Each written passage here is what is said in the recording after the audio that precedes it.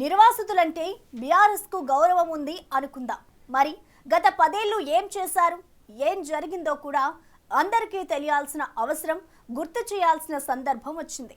రాష్ట్రం కోసం ప్రాణత్యాగం చేసిన అమరవీరుల గుర్తింపు దగ్గర నుంచి గౌరవెల్లి మల్లన్న సాగర్ దాకా నిర్వాసితులకు నిర్వేదమే మిగిలింది. ఇవ్వాల్సిన పరిహారం ఇవ్వలేదు, చేయాల్సిన న్యాయం చేయలేదు. ఇప్పుడు వచ్చి కొత్తగా మాట్లాడడమే అందరూ ఆశ్చర్యపోయే విషయం.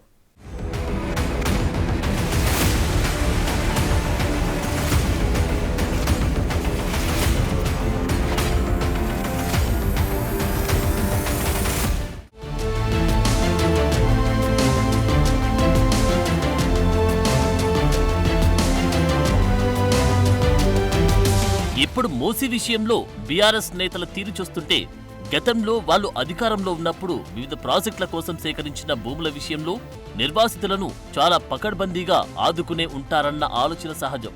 కానీ పూర్తి డిఫరెంట్ గా గేమ్ నడిచింది. ఒకసారి సీఎం హోదాలో కేసీఆర్ ఏమన్నారో చూడండి. అది ఇంకా పెరుగుతుంది. కారణం ఏంటంటే భూముల ధరలు పెరిగినాయి తెలంగాణలో. ఇలా 10-15 లక్షల రూపాయల ఎకరాల లోపల భూమి లేదు అధ్యక్ష. ఇంకా చాలా పెరిగిపోయింది. హైవేస్ పక్కకుండా ఇంకా బాగా పెరుగుతూ ఉంది. చాలా సంతోషం. రైట్, చూశారు కదా కేసీఆర్ మాట. తెలంగాణలో ఏ మూలకెళ్లినా ఎకరం భూమి 10 లక్షలకు తక్కువ లేదని, 20 లక్షలకు పైనే ఉందని చెబుతూ వచ్చారు కేసీఆర్. మరి అంత లెక్కలు చెప్పిన గులాబీ బాస్ కాళేశ్వరం ప్రాజెక్టులో భాగంగా నిర్మించిన అనంతగిరి, రంగనాయక సాగర్, కొండపోచమ్మ, మల్లన్న సాగర్ రిజర్వాయర్ల ముంపు బాధితులకు, భూ నిర్వాసితులకు పరిహారం ఈ లెక్కన భారీగానే ముట్టజెప్పి ఉంటారనుకునేరు.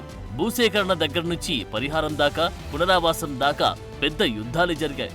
ఇంత చేసినా బాధితులకు దక్కింది అంతంతే. 2013 భూసేకరణ చట్టం ప్రకారం ఇచ్చామని నాటి ప్రభుత్వం చేతులు దులుపుకుంది. సీన్ కట్ చేస్తే ఎకరాకు దక్కింది 10 లక్షల లోపే. మరి మాటల్లో చెప్పిన దానికి, చేతల్లో చేసిన దానికి చాలా గ్యాప్ ఉంది. నిర్వాసితులది ఒక్క గోస కాదు. ఎవరికి సంపూర్ణంగా పరిహారం రాలేదు. చెప్పాలంటే జీవితాలు ఆగమయ్యాయి. ముంపు గ్రామాలను ఇప్పటికీ పట్టించుకోలేదు. వాళ్ళను కదిలిస్తే రియాక్షన్ ఇది. మాకు ఇంతవరకు పందని ఇయ్యలే, ఒక్కనాడన ముప్పు గ్రామాలకు మంచి ఇయ్యాలనిలే. ఇయ్యాల పోయాము బాగా కాలువ మునుగుతున్నాయి అని ఏడుస్తున్నావు. ఇయ్యాల ఎటుపోయినావు నువ్వు? ఇయ్యాల మేము ఏడవలే, మమ్మల్ని మెడలు పట్టి నువ్వు ఇచ్చినావు. ఇప్పుడు చూడిపో మా ఊరు ఏమన్నా ఉందా? గణిత నేను చేసిన గణిత మల్లన్న సాగర్ నిండింది. మరి మాకు ఇయ్యి, నీకు గూళ్ళు పట్టించే తెలియలేదు. ఈ మల్లన్న సాగర్ ముంపు బాధ్యతలు కూడా ఒక్కనాడన వచ్చి ఆ రోజు ఏం భూములు పెట్టుకునేటప్పుడు ఒక తీరుగా మాట్లాడినావు, భూమి పెట్టినాక ఇంకో తీరుగా మాట్లాడినావు సార్. నువ్వు ఆ రోజు ఏం మాట్లాడినావు? మల్లన్న సాగర్ విషయం తీస్తే దండం పెట్టినావు. మా ఆఫీసులో కూడా రానియలే. ఆ రోజు మేము ఆఫీసుకి ఎక్కడైనా మాట్లాడితే కూడా మీరు మా దగ్గరికి రాగదా, మీకు దండం పెడతా, మా దగ్గరికి రాక మీరు ఏమన్నా సాగురు అని చెప్పి మాట్లాడినావు. ఇలా మళ్ళీ ముసలి కార్ని పెట్టుకుంటా జనాల గురించి మాట్లాడేది ఇంకా అర్హత లేనే లేదు సార్. నువ్వు 2 పిల్లల తండ్రి సార్, చిన్నగా ఉన్నారు పిల్లలు. మా ఆయన కూడా అన్నీ చనిపోయాడు. మల్లన్న సాగర్లో జాగ పైసలు రాలే, ఇల్లు పైసలు రాలే, ఏమి రాలే, అన్ని వచ్చినాయి అన్నారు సార్. మాకు మస్తు ఇబ్బంది ఉన్నది సార్. పిల్లలు చదువుకోలేక మస్తు ఇబ్బంది ఉన్నది. నాకైతే మొత్తం ఒక నా ఇల్లు ఉండగా ఇల్లు రాసుకున్నాడు, అన్ని రాసుకున్నాడు. కానీ నాకు ఒక 5 పైసలు ఇవ్వలేదు. ఇంతవరకు ఆ డబుల్ బెడ్రూమ్లో ఉంటే కూడా వాళ్ళు వెళ్ళగొడుతుండ్రు వచ్చి. ఆడుండు మనిషి చూపెట్టిండు, అయిపోయింది. ఇక మాకైతే 5 పైసలు రాలేదు. ఇంట్లో పైసలు, జాగల పైసలు ఎకరానికి 6 లక్షలు కట్టిస్తాను. ఎవ్వి రాలేదు సార్ మాకు. అంతా ఇట్లా ఏం లేదు. ఇక్కడికి వచ్చినాక ఇండ్లు చూసుకొని బతున్నాము. దొరికితే పనికి పోవు, లేకుంటే లేదు. పనులు లేక ఇండ్లు వచ్చి ఇండ్లు అమ్ముకుంటున్నాం సార్. మాకు అంతకంటే ఈయన చేసిన గుడిసెలలో నయమూరు సార్. మాకు అట్లనే ప్రాజెక్టులు అనలేదా, మా గమ్మినా అయిపోమలా.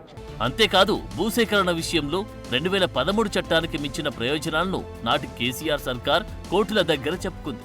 బేసిక్ రిజిస్ట్రేషన్ విలువ ఎకరానికి 40,000 నుంచి 50,000 రూపాయలు ఉందని, కానీ తాము దయతలచి పెద్ద మనసు చేసుకుని జీవో నెంబర్ 123 ప్రకారం 1 ఎకరాకి 6 లక్షలు చెల్లించామన్నారు. పునరావాసంలో కూడా ఎన్నో ప్రయోజనాలు కల్పించామన్నారు. అంతన్నారు ఇంతన్నారు. ఏదైనా గొంతెత్తి అడిగితే లాఠీ చార్జీలు, అరెస్టులు, కేసులు. ఇదే జరిగింది. ఎవరైనా భూసేకరణ కోసం వస్తుంటే వారి గుండెలు అదిరిపోయాయి. కాళేశ్వరం 3వ టీఎంసీ కోసమని వస్తే ఎదురు తిరిగిన సందర్భాలు ఉన్నాయి. అటు పాలమూరు రంగారెడ్డి ప్రాజెక్టు కింద భూసేకరణ విషయంలోనూ అదే జరిగింది. పిల్లలను తల్లులను ఎవరు ముసలి ముడుక అడగకుండా తీసి డీసీఎంలలో పడేసి ఆ రోజు మా బాధ దుఃఖం రాలేదా? ఈరోజు దుఃఖం వచ్చిందని మాట్లాడితే ఆ రోజు దుఃఖం లేదా?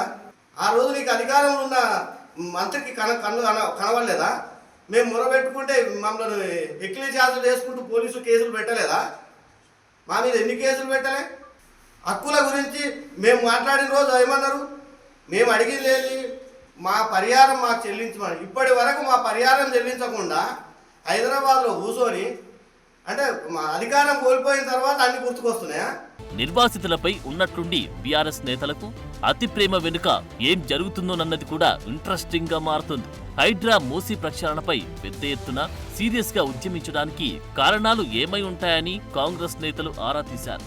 అయితే హైదరాబాద్ చుట్టుప్రక్కల ప్రాంతాల్లోని చెరువులు, కుంటలు, నాలాలు కబ్జా చేసిన వారిలో 80% మంది బీఆర్ఎస్ నేతలే ఉన్నారని మహేష్ కుమార్ గౌడ్ అంటున్నారు. ఆ పార్టీకి చెందిన నేతలు ఎవరెవరు, ఏ చెరువును కబ్జా చేశారు అనే చిట్టా మొత్తం తన దగ్గర ఉందంటున్నారు. మల్లన్న సాగర్ నిర్వాసితులను సిఆర్పీఎఫ్ జవాన్లతో నిర్బంధించారని, ఖమ్మంలో రైతుల చేతికి వేడిలు వేసి తీసుకెళ్లలేదా అని ప్రశ్నిస్తున్నారు. ఇది ప్రజలు కోరుకున్న ప్రభుత్వం, ప్రజల కోసమే పనిచేస్తున్న ప్రభుత్వం. మీ అరాచకాలు, మీ అహంకారపూరితమైనటువంటి చర్యలు, ఆనాడు మీ ప్రభుత్వం నుండి ముఖ్యమంత్రిగా, మంత్రులుగా చేసినటువంటి దాడులు, దోపిడీ, భూ కబ్జాలు, ప్రభుత్వ ఆస్తుల ఆక్రమణలు, ఇవేవి కూడా ప్రజలు మర్చిపోలేదు. ఇంకా ప్రజల మధ్యలో మెదులుతూ ఉన్నాయి. రాష్ట్ర ప్రజల శ్రేయస్సు కొరకు, రాష్ట్ర ప్రజల ఆస్తులు కాపాడడం కొరకు హైడ్రా విషయంలో కానీ, మూసీ విషయంలో కానీ ఎవరికో ఒకరికి ఎంతో అంతో అన్యాయం జరిగితే దాన్ని ప్రభుత్వం తప్పకుండా పూడుస్తుంది, ఆదుకుంటుంది. మూసీ పరివాహక ప్రజలకు డబుల్ బెడ్రూమ్ ఇల్లు నిర్మిస్తామని ఇప్పటికే ప్రభుత్వం ప్రకటించింది. అందులో కొందరికి ఇండ్లు కేటాయించి అక్కడికి తీసుకెళ్లారు కూడా. పిల్లల చదువులకు ఇబ్బంది లేకుండా చూస్తామని హామీలు కూడా ఇచ్చారు. అధికారం ఉన్నప్పుడు కేసీఆర్ మూసీ నదిలో 25,000 అక్రమ నిర్మాణాలున్నాయని చెప్పి ఇప్పుడు వాటిని కూల్చమంటే అడ్డుకుంటున్నారంటున్నారు ప్రభుత్వ విప్ అడ్లూరి లక్ష్మణ్. మల్లన్న సాగర్ నిర్వాసితుల్లో ఎంతమందిని ఆదుకుంటారో హరీష్ రావు, కేటీఆర్ సమాధానం చెప్పాలంటున్నారు. ఒకసారి నల్గొండ వచ్చి చూడాలని కోమటిరెడ్డి వెంకటరెడ్డి అంటున్నారు. గతంలో చెప్పినట్టు మాయమైపోతున్నాడో మనిషి అన్నవాడంటే ఈ బీఆర్ఎస్ వాళ్ళని, హరీష్ రావుని, కేటీఆర్ చూస్తుంటే అసలు మానవత్వం, మనుషులనేవాడు ఉన్నాడా అని. ఒక్కసారి నల్గొండకు రండి. మా ఊరు ఈ మూసీ కాలువకు ప్యారలల్గా 7 కిలోమీటర్ల లోపలికి ఉంటుంది మా ఊరు. నేను ఇప్పుడు కూడా పోయి ఉంటాం ఊర్లో అప్పుడప్పుడు. పొద్దున్న లేస్తే డ్రైనేజ్ వాసన వచ్చి ఊళ్ళల్లో కిటికీలు పెట్టుకుంటారు. నీ దగ్గరనే మొత్తం గోదావరి వాటర్, నల్గొండ జిల్లా మొత్తమే ఫ్లోరైడ్ ప్లస్ ఈ మూసి వాసనతో బతకాలి.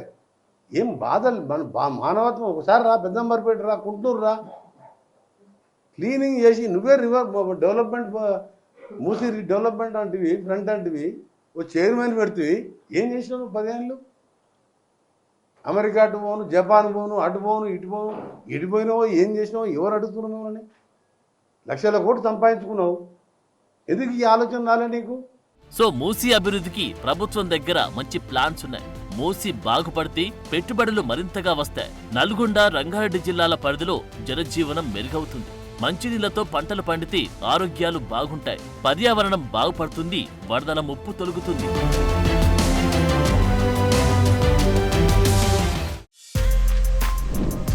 For more videos like this, subscribe Big TV channel.